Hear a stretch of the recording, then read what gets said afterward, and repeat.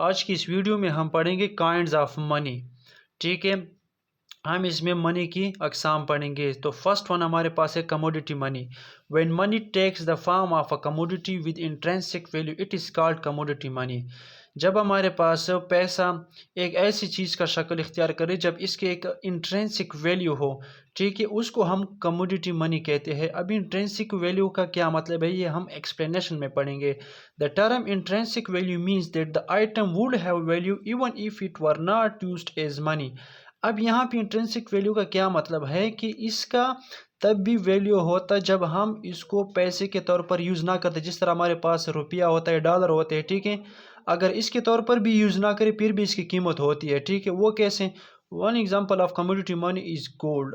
अब सोना जो है हम इसका आजकल हम इसके पैसे के तौर पर यूज़ नहीं करते, लेकिन फिर भी इसकी एक कीमत होती है। ठीक है, gold has in intrinsic value because it is use in industry in making jewellery.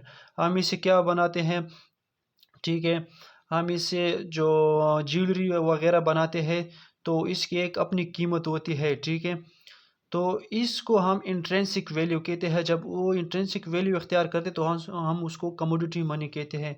दूसरी जो इसकी किस्म है वो है फियाट मनी।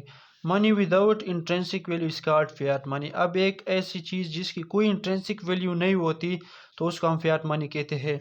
ठीक है, इसमें एक्सप्लेनेशन में हम इसको पढ़ते हैं। Fiat money is a simple in order which is issued by the government.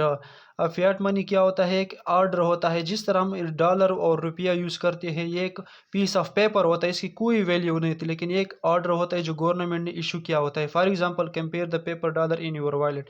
ठीक है, इसके पीछे क्या होता है कि एक ख़ास मिकदार में गोल्ड होता है और ये गवर्नमेंट ने इशू किया होता है। ठीक है, एक ऑर्डर होता है जो हम ट्रांजैक्शन या डेली लाइफ में जो भी परचेजिंग करते हैं उसके लिए हम यूज़ करते हैं, तो इसको हम फियाट मनी कहते हैं। तो हमारे पास दोनों किस्में हैं जो मनी के। Thank you.